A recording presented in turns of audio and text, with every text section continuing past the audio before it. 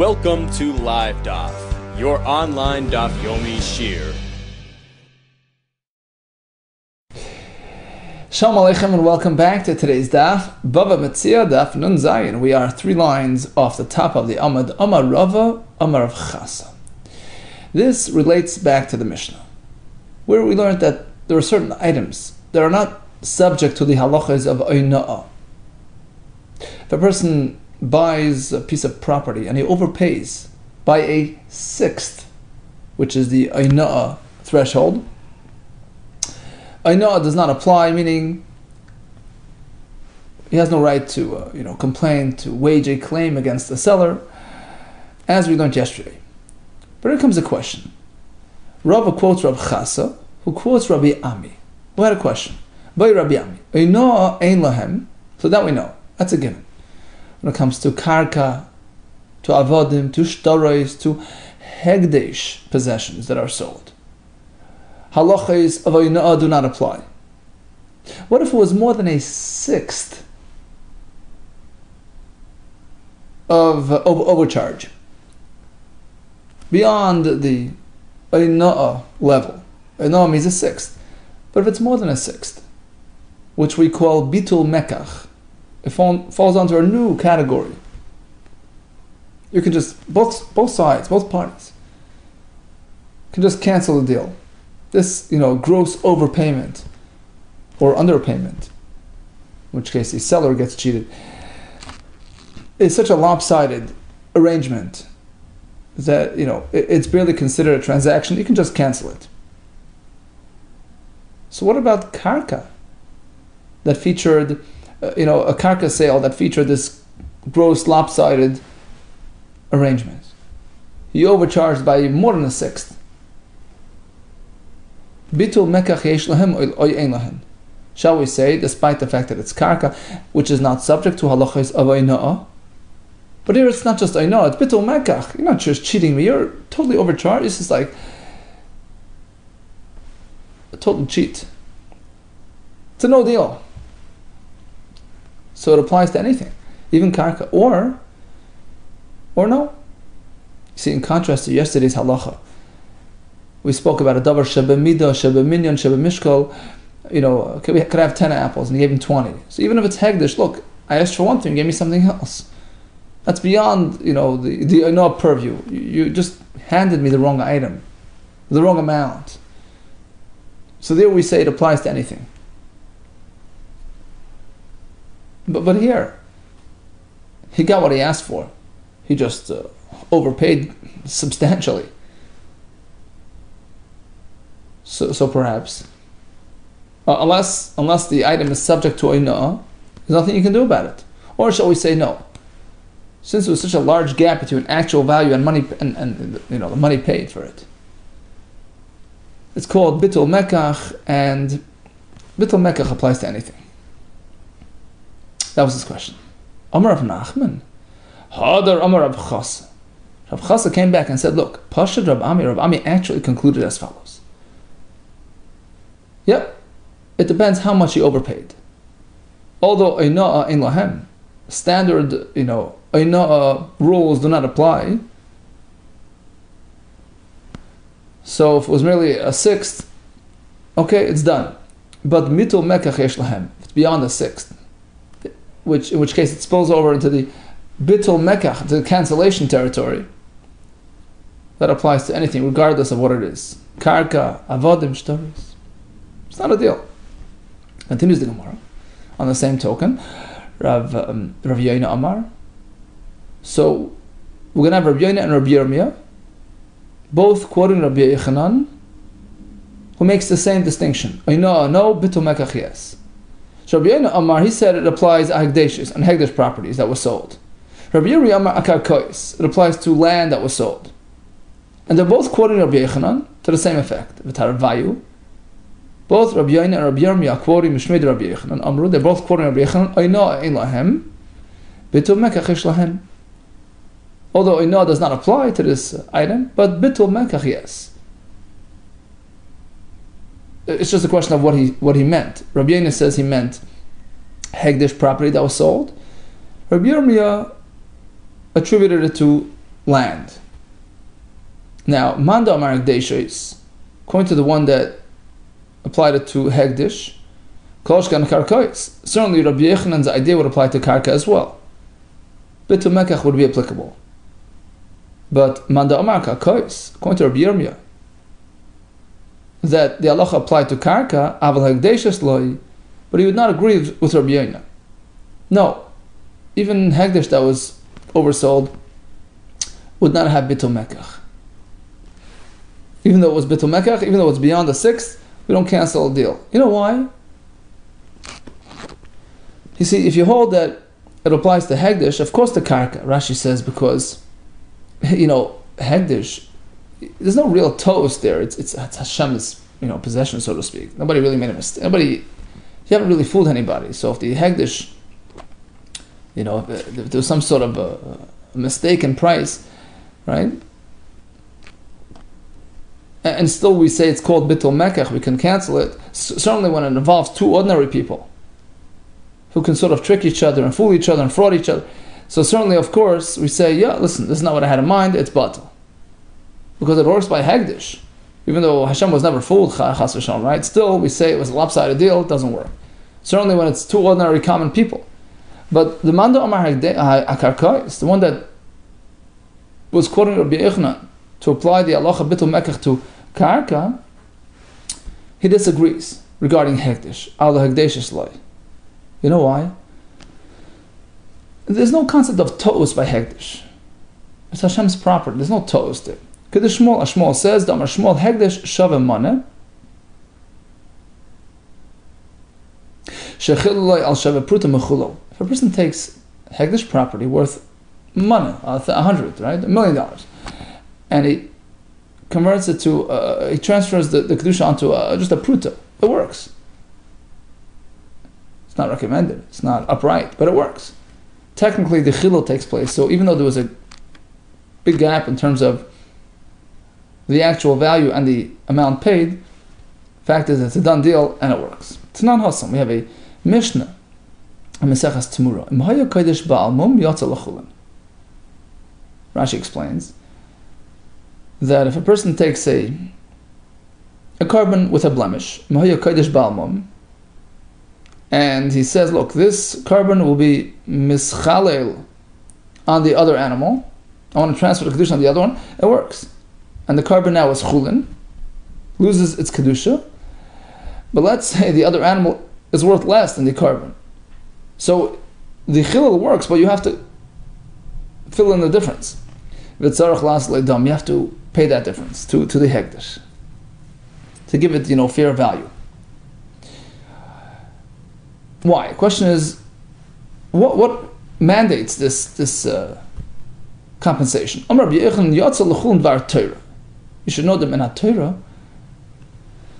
the carbon animal lost its kedusha. The chilul was effective, despite the fact that it was not really an equal fair trade. You have to,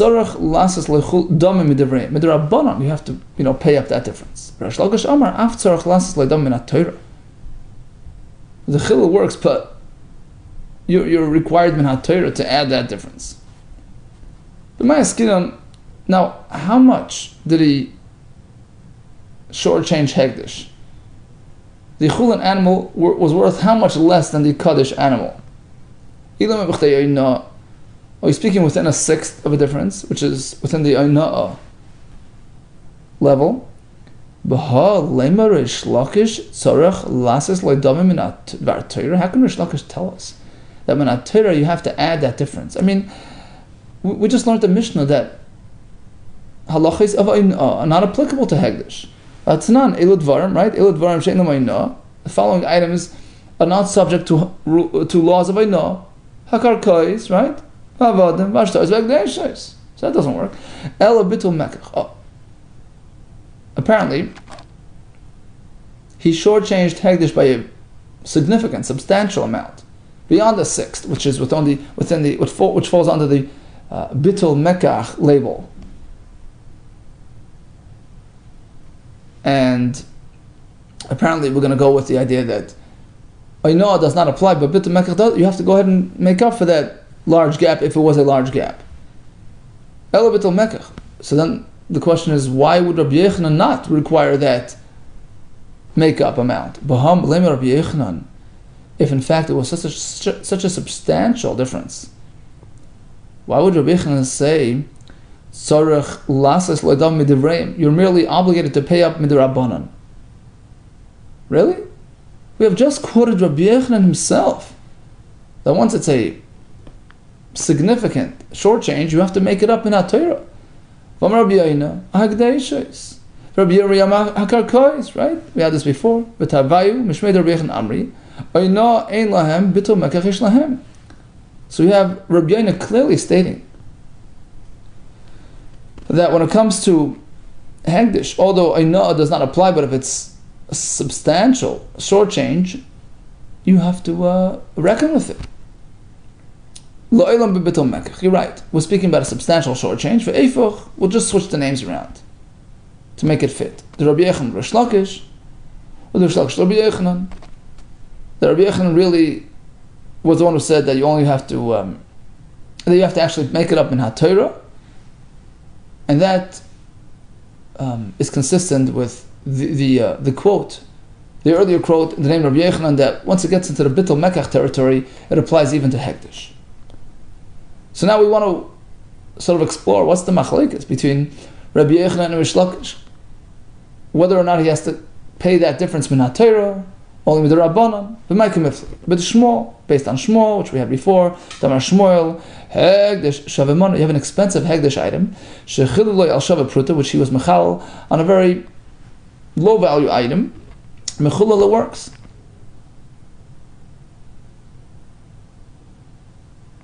And that's the machlekes now. Mar Islay de Shmuel, Umar Lislay de Shmuel. One sheet holds of Shmuel that just like by Chilul, which means you're just simply transferring Kedusha from here to here, even if it's an uneven exchange, it works. Same thing if you're buying from Hegdish. It doesn't matter if there is even a very lopsided type of deal, it works. It's not subject to the halachis of common transactions. So Mar Lesa de Shmuel, whereas the other sheet holds, no, we don't hold the Shmuel, and it has to be a fair deal. So if he's underpaying Hegdish, he has to make that difference up. Another option could be everybody holds of Shmuel. Machlekes is as follows. Sure, it works, but is this the way to go? Mar Savar Shechil one holds, listen, you did it, okay, it works. You shouldn't be doing this. Right? The pasuk says Erkecha has to be fair value, so you have to make it up. So technically, the chilul took place, the transfer took place, but you have to make up that difference. Umar Savar, the other shita holds no. When the Torah speaks about exchanging Hegdish for non-Hegdish and making a chilul, Erkecha can mean any value determined on site, even if it's not really value. Just midrabanan, you can't do this, and you should be paying up that difference. But it's only midrabanan. So up until now,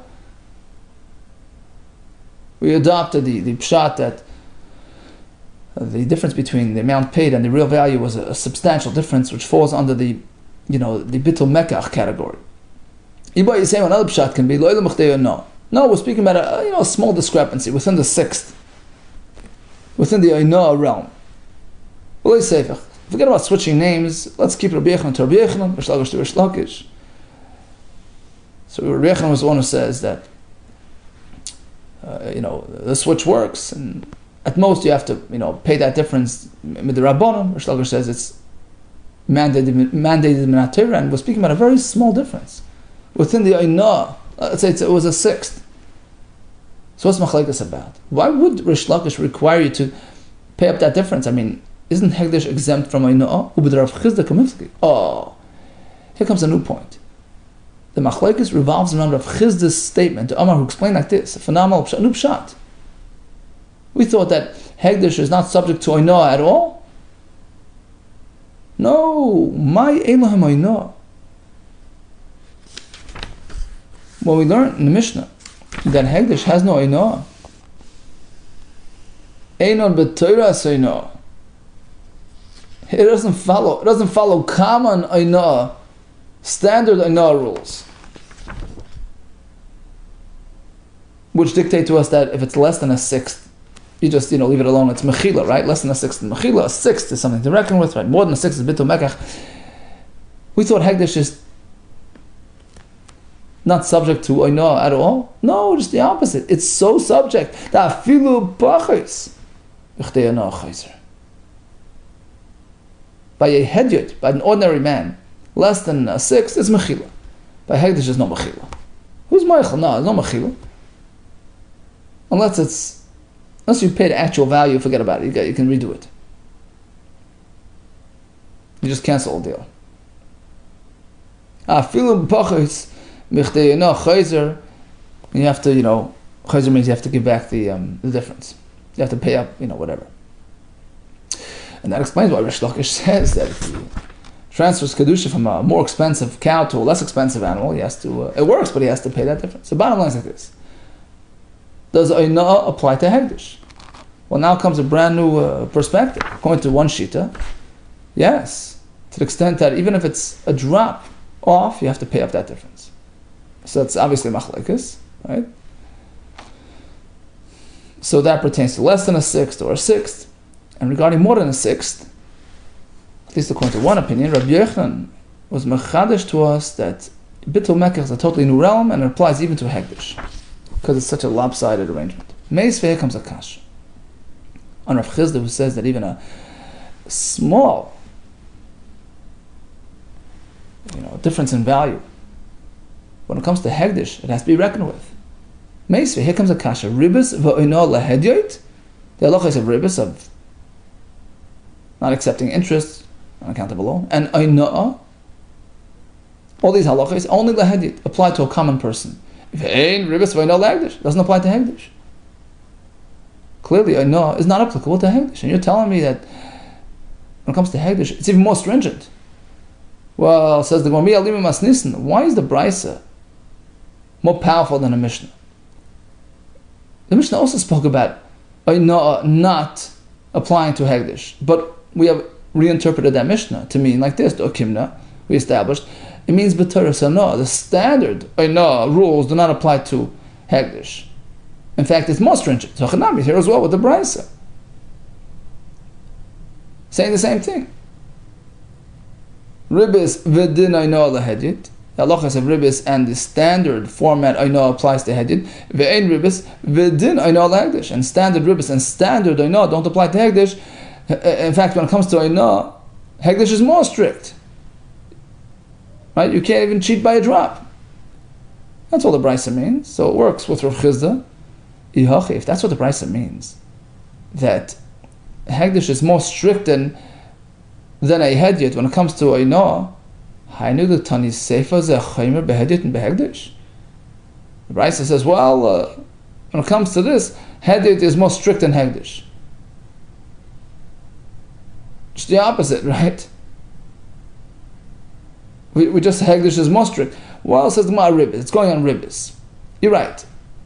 When it comes to Hegdish is more strict, but when it comes to ribis, that only applies to a hedyot, and therefore, in that sense, hedyot is more strict. Says the Gemara, if that's the pshat in the Brisa, listening nami is a chaymer behegdish behedit. I know. So the Brisa should have also stipulated that when it comes to Eino, Hegdish is more strict. Hachi hashta. No. B'yishlem is a chaymer behedit and behegdish v'sulay. You can't ask that because, how many chumros does hedyot have over Hegdish? Very few. So it makes sense to highlight them. In this and that, right? Hedyot is more chumr. Ela Hegdish, but if you're going to look to contrast, you look to highlight Hegdish over Hedyot, Zeh chaymer v'sulay. Does it make sense that in this sense Hegdish is more chumr? As a million other things, right? Me'ila, right? So you're right. The Brisa is not really relating to the advantages that Hegdish has over Hedyot, but in reality it does. For instance, I know we're very strict when it comes to Hegdish. Now, let's just go back to the point of ribis. Ribis the hegdish hechidami. We say that ribis laws apply to hegdish, not to hegdish. How could you ever have a ribis by hegdish? Are we speaking with the gizbar, the treasurer, took hegdish funds, lent $100, and asked for $120 in return? That would be a case of ribis by hegdish. Well, that doesn't work. As soon as the gizbar lent him that money, he's basically spent hegdish money in an unauthorized manner. He has done mi'ilah. Once he does that, guess what? The money no longer belongs to hegdish. And it's considered common money. It's like his personal funds. So basically, you can never have hegdish money being loaned and still considered hegdish. My skin was speaking on shekibul olav l'sapek slasis ma'arba. How do you have a ribis concept by hegdish? What happens like this? A supplier, a person who committed to supply the Beis Hamikdash with slasis, with the flowers for the korban mincha. So he committed, he had a contract, me'arba, for, pounds, let's say, per dollar. V'amdu me'shalish. And it went up in price. It's now 3 pounds a dollar. What happens? So we learned in the Bryce or Mishnah. It's not. It's a Mishnah in Shkolim, right? If a supplier contracted with the hegdish to supply 4 pounds per dollar and it jumped up to 3, misapek mi'arba has to stick with the commitment, 4 per dollar. The same if it's the other way around. Hegdish always wins. Mishalish, he contracted to commit to supply 3 pounds or dollar, and they dropped in price to 4 per dollar. He has to give the most. He has to give 4 now. Shiyad hegdish halayayin, because hegdish always wins. The Gemara there discusses it, how it works, whatever. Bottom line is, this is reminiscent of ribis. Typically, when two ordinary people contract with each other, they're not allowed to do that. Rashi says, you can only, set a deal regarding, futures. This is basically what he's doing. You can only do that once the price has been established. But here you can do it even before the final price was established. And there's an ribis issue because, in effect, he's getting paid, let's say today, but he's, in effect, he could be giving more than he should be. More than, right? If today it's worth less, then it goes up in price. So, and you're forcing him to give more. So basically, he's giving more than he contracted for. So it's reminiscent of ribis. It's like he's being charged for money that he's holding because he's getting paid today, and then he has to sort of pay a fee for the money that he's holding. So it falls within the ribis, realm, and typically we don't do that when it comes to hediyah, to ordinary people. But hegdish is different. We allow it. So basically, we see an example of a ribis-oriented arrangement, which is mutar by hegdish. Rav Papa Amar, I'll give you another example of a ribis scenario by hegdish. Hachab be'avni binyan. We're speaking about construction material, bricks, stones, which are used for the Beis Hamikdash. Hamasuras l'gizbar askina, which were being looked after by the treasurer.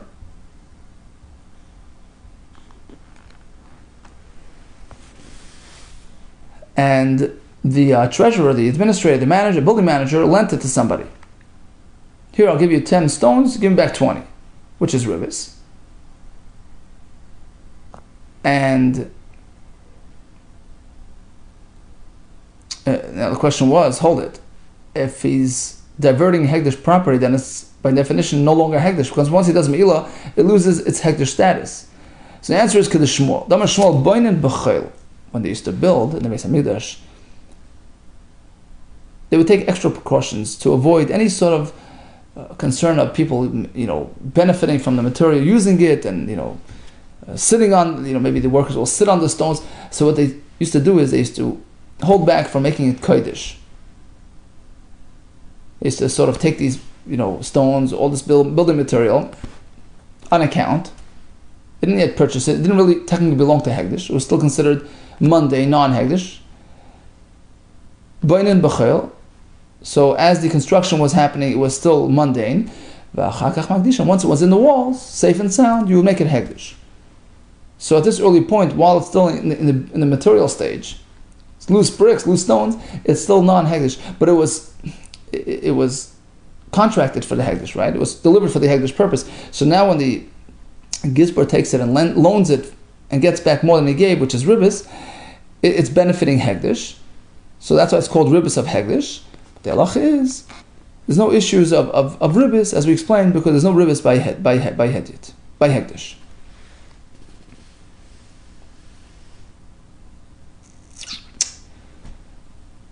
Okay, continues the Gemara.